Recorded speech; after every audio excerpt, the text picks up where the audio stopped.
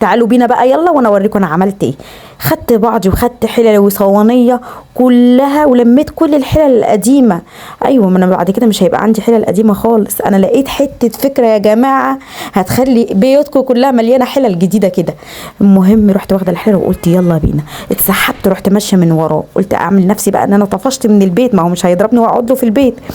رحت نازله وعلى اقرب محطه مترو، ورحت المترو. اقرب محطه مترو لبيتك روحيها على طول. وبعد كده رحت محطه ايه، تعالى اوريكم انا رحت محطه ايه. بس بقى قبل اي حاجه تعملي لايك وشير وسبسكرايب عشان اللي ما استفادش يستفاد، مش انت بس اللي تستفادي، انا استفدت وفدتك. يلا فيدي غيرك بقى وشيري على قد ما تقدري.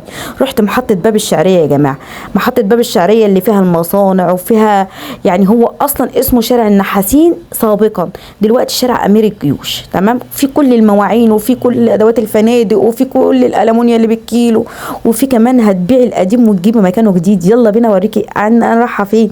انا رايحه عند الحاج احمد عاطف، تعالي معايا بقى انا اوريكي الحاج احمد عاطف بيعمل ايه في محله.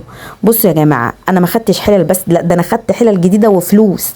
تمام، انا بقى وزنت الحلل كلها. الكيلو يا جماعه بيقول ب 120 جنيه، انما الجديد الكيلو 190 لحد 220. هو هيوزن قدامكم. وبعت كل الحلل القديمه وجيت بدلها بجديد وفلوس يا جماعه. تعالوا بصوا بقى عمل ايه ووزنها ازاي واداني الفلوس ازاي، وتعالوا شوفوا بقى كل حاجه بالتفاصيل، مش هخبي عليكي حاجه ابدا.